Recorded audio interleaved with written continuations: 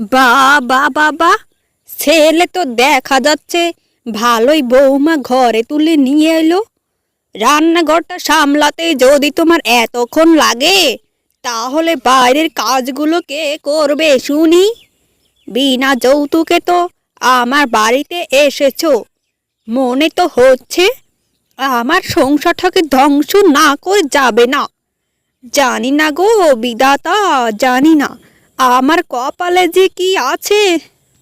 মা, আপনি বলুন না, একা হাতে আর কত কাজ করতে পারবো আমি? আমি যতটুকু সম্ভব ততটুকু তাড়াতাড়ি করছি। আমি যদি এতেও তাড়াতাড়ি না হয়, সেটা তো আমার হাতে নেই মা। আমি একটা কথা বলি মা, যদি কিছু মনে না করেন। আমার কাজে যদি আপনি একটু সাহায্য করতেন, তাহলে খুব তাড়াতাড়ি কাজ শেষ হয়ে যেত। তবে আপনার এখানে জোরাজুরি নেই মা, আপনি চাইলে কাজ করতেও পারেন, চাইলে নাও করতে পারেন। কি? তোমার এত বড় সাহস, আমার মুখে মুখে তর্ক করছো? এই মেয়ে, তুমি কি বোঝাতে চাও সেটা কি আমি বুঝি না? আমার কি চুলটা এমনিতে পেকে গেছে? সব কিছুই আমি বুঝি। তুমি এটা ইঙ্গিত করছো না যে আমি ঘরে শুয়ে বসে থাকি, কোনো কাজ করি না? ও মা, এ কি কথা বলছেন মা? আমি এ কথা কখন বললাম? এ কথা তো আমি কোনোদিন কল্পনাতেও বলতে পারবো না। কেন শুধু শুধু বানিয়ে বানিয়ে মিথ্যা কথা বলছেন মা? আমি তো শুধু বলেছি আমার হাতে হাতে একটু সাহায্য করতে। আমাকে আর মিথ্যা মিথ্যা বলে 10-20 বোঝাতে হবে না। আমি যা বোঝার সব বুঝে গেছি। আজ আমার ছেলে আসুক, এর একটা আমি কিছু করবই। মা, আপনি ওনাকে দয়া করে কিছু বলবেন না। আমি তো কিছু বলিনি আপনাকে। কেন শুধু শুধু আমার উপর মিথ্যা দোষারোপ করছেন মা?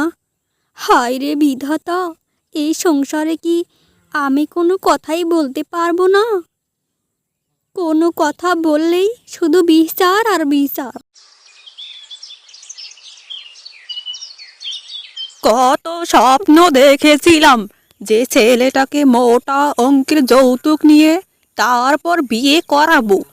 সব স্বপ্নের মধ্যেই ছেলেটা জল ঢেলে দিল। আমার এখন কি করার কিছুই বুঝতে পারছি না। শুধু একটাই রাস্তা রয়েছে, ছেলেটার কানে বৌমার নামে বিষ ঢেলে দিতে হবে। এতে যদি একটু ছেলেটা শিক্ষে হয়, একটু পরেই আমার ছেলেটা কাজ থেকে ফিরে আসবে। দেখি গিয়ে কি করা যায়। এখন এখন থেকে অভিনয় করাটা শুরু করতে হবে। যাই যাই, বারান্দায় গিয়ে বসে থাকি, তারপর যা করার আমি করে নিচ্ছি। এখানে দিন দুপুরে বসে বসে কান্না করছো কেন মা? আমাকে সবটা খুলে বলো মা। সবই আমার পোড়া কপাল রে বাবা, সবই আমার পোড়া কপাল। আচ্ছা বাবা, একটু তুই কথা বল তো। তুই যে নিজে থেকে বিয়ে করে এনেছিস বৌমাকে, আমি কি কোনো দিন কিছু বলেছি? আমি তো আরও তোকে আর বৌমাকে খুশি মনে নিয়েছি যে আমার ছেলে নিজে থেকে পছন্দ করে একটা মেয়ে বিয়ে করেছে। সকালে গিয়েছিলাম বৌমাকে বলতে যে বৌমা, রান্নাটা কি হয়েছে মা? আমার তো খুব খিদে পেয়েছে। সে উত্তরে বৌমা আমাকে বলল সে উত্তরে আমায় বলল যে এটা হচ্ছে আমার স্বামীর বাড়ি, তোমার বাড়ি নয় বুড়ি। আমি এই বাড়িতে থাকতে চাই না রে বাবা, এ বাড়িতে থাকতে চাই না। আমার বাবার বাড়িতে ছোট একটা ভিটে পড়ে আছে, সেখানেই চলে যাব আমি। তুই তোর বউকে নিয়ে সুখে শান্তিতে থাক রে বাবা। রূপার এত বড় সাহস! তোমাকে এত বড় কথা বলার স্পর্ধা সে পায় কোথা থেকে? আজ রূপাকে তোমার সামনেই জিজ্ঞেস করব যে কেন সে এমন কথা বলল তোমায়। তাকে আমি পছন্দ করে বিয়ে করেছি ঠিক আছে, কিন্তু এই নয় যে তোমার সাথে বেয়াদবি করে কথা বলবে। আরে তুমি কখন এলে? মা, আপনার খাবার হয়ে গেছে, দয়া করে ঘরে এসে খেয়ে নিন। আর তুমিও এসো, খাবারটা খেয়ে নাও, আমার বাইরে কত কাজ। কই গো, কি হলো তোমার? এভাবে ঢ্যাপ ঢ্যাপ করে তাকিয়ে আসো যে?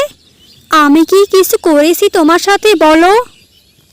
আমি তোমাকে পছন্দ করে বিয়ে করেছি বলে এই ভেবো না যে তোমায় আমি মাথায় চড়িয়ে ফেলেছি। এই ঘরটা হচ্ছে প্রথমে আমার মায়ের, তারপর আমাদের। নিজে থেকে পছন্দ করে তোমায় বিয়ে করেছি, মা এটাও মেনে নিয়েছেন। তবু তোমার এগুলো ভালো লাগছে না, তাই তো? তোমায় শেষবারের মতো বলে দিচ্ছি, মায়ের সাথে বাজে ব্যবহার করলে এই বাড়ি থেকে কিন্তু তাড়িয়ে দিব তোমায়। ওগো, তুমি আমায় বিশ্বাস করো, এই সব মিথ্যা কথা। আমি মাকে কিছুই বলিনি। সকালে মা গিয়েছিলেন, বলেছিলেন যে খাবার হয়েছে কিনা। আমি শুধু এটাই বলেছিলাম। একা হাতে এতগুলো কাজ কিভাবে সামলাবো মা? আমি শুধু এটাই মাকে বলছিলাম। আপনি যদি হাতে হাতে একটু কাজ করে দিতেন তাহলে খুবই ভালো হতো। আমি আর কিছু বলিনি গো, বলিনি, বিশ্বাস করো। ও আচ্ছা, তোমাকে বিশ্বাস করব আর আমার জন্মদাতা মাতৃকে অবিশ্বাস করব, তাই তো? আমার মা কোনোদিনও মিথ্যা কথা বলতে পারেই না। মিথ্যারও তুমি বলছো। ভেবেছিলাম মা হারা মেয়েটা খুব ভালো হবে আমার বউ হিসাবে, কিন্তু এখন গিয়ে দেখছি যে এইসব মেয়ে তো একদম ভালো নয়। কি যে করব এখন কিছুই বুঝতে পারছি না। আমার কপাল পুরোটাই খারাপ।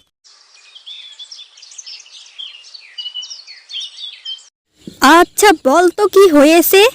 কিছুদিন ধরেই খুব আনমনা হয়ে থাকছিস যে। আমি তোর মা, আমাকে যদি কিছু না বলিস তাহলে কাকে বলবি? তাড়াতাড়ি বল তোর কি হয়েছে। বলছিলাম কি, যে দিদিকে তো বিয়ে দিয়েছো, সেই ৮-৯ মাস হয়ে গেল, এখনো পর্যন্ত দিদির কোনো খোঁজই পাইনি। মা, আমি কি দিদির বাড়িতে যাই না বেড়াতে? অনেক দিন তো হয়ে গেল দিদিকে দেখি না। পাশের গ্রামেই তো বিয়ে হয়েছে দিদির। অনুমতি দাও না মা, দিদিকে খুব মনে পড়ছে। এসব তুই কি কথা বলছিস পায়েল? তুই কি ভুলে গেছিস যে ওই মেয়ে তোর আপন বোন নয়, ও তোর সৎ বোন। আর আমরা ওকে বিয়ে দেইনি, ও নিজে থেকেই বিয়ে করেছে। যা রান্না করেছি চুপচাপ খেয়ে নে, আর ওই মেয়ের কথা একদম মাথা থেকে জুড়ে ফেল। মা, তোমরা বিয়ে দাওনি তো কি হয়েছে? যতই হোক সে আমার বড় দিদি, আমাকে কত ভালোবাসতো, আর তোমাকেও তো কত ভালোবাসতো। মা, তুমি এই রকম করছো কেন বলো তো? চলো না মা, দিদিকে একটু দেখে আসি। আমার মেয়েটা হয়েছে এক নাজর বান্দা, যাই বলি না কেন আমার কথা কোনো দিনও শুনবে না। আচ্ছা শোন তাহলে, আগামীকাল সকালেই তুই চলে যাস তোর দিদির বাড়িতে। আমি আর তোর বাবা কিন্তু ওখানে যেতে পারবো না, কারণ তোর দিদি নিজে থেকেই বিয়ে করেছে। কোন মুখে যাব ওই বাড়িতে বল? তুই গিয়ে এক পলকে দেখে আসিস। আর শোন, ওখানে গিয়ে কিন্তু দেরি করবি না, যাবি আর আসবি।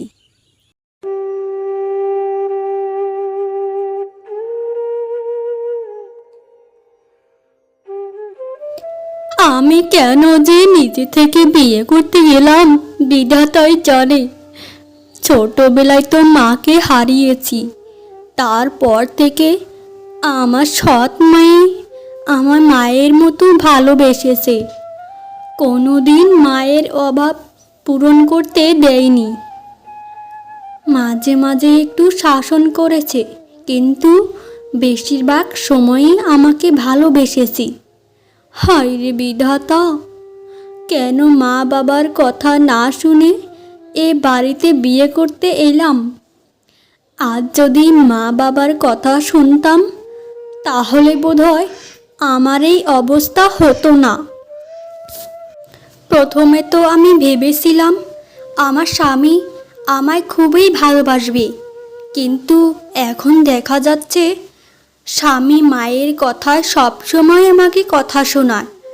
আমার সাথে ওরা যা অত্যাচার শুরু করেছে তার শেষটা কোথায় তা কিচ্ছু বুঝতে পারছি না। আমাকে দুটো গড়া দিয়ে পাঠালো। এত বড় বড় গড়া দিয়ে আমি কিভাবে বাড়ি পর্যন্ত নিয়ে যাব সেটাই তো বুঝতে পারছি না। ইচ্ছে করছে নদীর জলে ডুবে মরে যাই। দিদি, এই দিদি, এখানে কি করছিস রে? তুই কি পুকুর পাড়ে বসে বসে কান্না করছিস নাকি দিদি? আয় রে দিদি, দেখ কে এসেছে। তোর ছোট বোন এসেছে রে। আরে আরে সোনা বোন, তুই তুই কখন এলি? আর এই পুকুর পাড়ে আসি এটা তুই জানলি কি করে? আমি তো কিছুই বুঝতে পারছি না। তোকে মা বাবা আসতে দিল এখানে? এই গ্রামে ঢোকার সময় তো এই পুকুরটা পড়ে। তোকে এখানে দূর থেকে দেখতে পেলাম, ভাবলাম এটা মনে হয় দিদি হবে। এগিয়ে এসে দেখি সত্যি তুই। না রে দিদি, বাবা মা তো তোর ওপর থেকে একটুও রাগ কমাননি। কেন যে নিজে থেকে বিয়ে করতে গেলি? ভুল করে বিয়ে করেছিলাম। স্বামীর সংসারটা তো ভালো নেই রে। সবসময় শাশুড়ি মা স্বামীর কানে বিষ ঢেলে দেয়, আর স্বামী আমার উপর অত্যাচার করে। জানি না এভাবে আমি কতদিন আর বাঁচতে পারবো রে। কি বলছিস রে এসব তুই দিদি? এইরকম করে তো শাশুড়ি? আমি তোর মুখে যতটুকু শুনেছি জামাইবাবু তো অনেক ভালো ছিল রে, কিন্তু হঠাৎ করে কি হয়ে গেল আমি তো কিছুই বুঝতে পারছি না। আর তোর শাশুড়িটা এরকম বজ্জাত মহিলা কেন?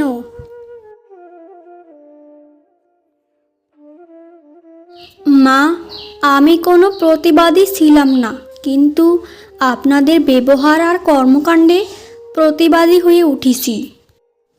মা, আপনি এটাই চান তো যে আমি এই বাড়ি থেকে চলে যাই আর আপনার ছেলেকে নতুন করে বিয়ে দিন? তাহলে সেটাই হোক। আমি এই বাড়ি থেকে চলে যাচ্ছি। আপনার ছেলেকে ভালো ঘরে মেয়ে দেখে মোটা অঙ্কের যৌতুক দিয়ে বিয়ে দিন। আমি অন্ধ হয়ে আপনার ছেলেকে বিয়ে করেছিলাম। এখন আপনার ছেলেকে আপনার কাছে দিয়ে এই বাড়ি থেকে চলে যাচ্ছি মা বাবার কাছে। আমি শুধু একটাই কথাই আপনাদেরকে বলে যাই, যেন আমার মতো আপনাদের কপালে কষ্ট না লেখা থাকে। যা বলছো বুঝে শুনে বলছো তো? আমি কোনো দিনই চাইনি যে আমার ছেলে যৌতুক নিয়ে বিয়ে করুক। আমি শুধু এটাই চেয়েছিলাম যে আমার ছেলে একটা সত্যিকারের মেয়েকে বিয়ে করুক। কিন্তু তোমার যা হাল চাল, তোমাকে তো আমার একদমই ভালো লাগেনি কোনো দিনই। বাবা, ওকে যেতে দে। আমি এর থেকে 1000 গুণে ভালো মেয়ে তোকে বিয়ে করাবো। ওকে আমরা দেখিয়ে দেব যে মেয়ে কাকে বলে। যাও যাও যাও, যেখানে যাওয়ার আছে চলে যাও। আমার মা আমাকে খুবই ভালো ঘরের মেয়েকে বিয়ে করাবে। তোমাদের মতো গরিব ঘরের মেয়েকে আমি আর বিয়ে করব না। কি ভাবো তুমি? হ্যাঁ, কি ভাবো নিজেকে? 2 টাকার মুরত নেই আমাকে দেবার, আবার আমাকে হুমকি দিচ্ছে। এই শোনো, তোমাকে আমি হুমকি দিচ্ছি না, শুধু এটাই বলছি যে আমার সাথে তোমরা যা অন্যায় করেছো সেটা যেন তোমাদের কপালে না লেখা থাকে। আমি যাচ্ছি বাড়ি থেকে। এই বাড়িতে থাকার আমার বিন্দুমাত্রও ইচ্ছে নেই। হ্যাঁ হ্যাঁ হ্যাঁ, যাও যাও। তোমাকে আটকাচ্ছে কে? যত তাড়াতাড়ি আমার বাড়ি খালি করে দিতে পারবে ততই আমার শান্তি, আমার মায়েরও শান্তি। দেখবো তুমি কি করতে পারো আর আমি কি করতে পারি।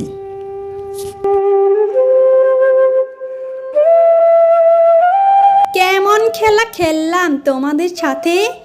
আমার স্বামীকে ভুলিয়ে ভালিয়ে এই বাড়ি ঘর সব কিছু তো আমার নামে লিখে নিলাম। এইবার তুই মা আর ছেলে বাড়ি থেকে বেরিয়ে যা।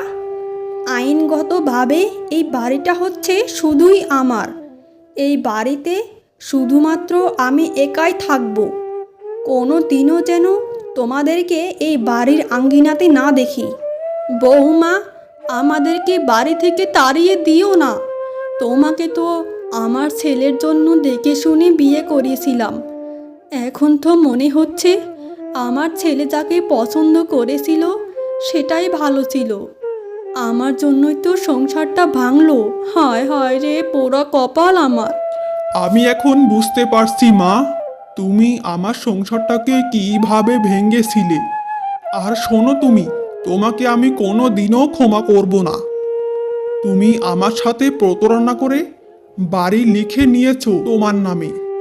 হা হা হা, তোমাকে কে ক্ষমা করবে শুনি?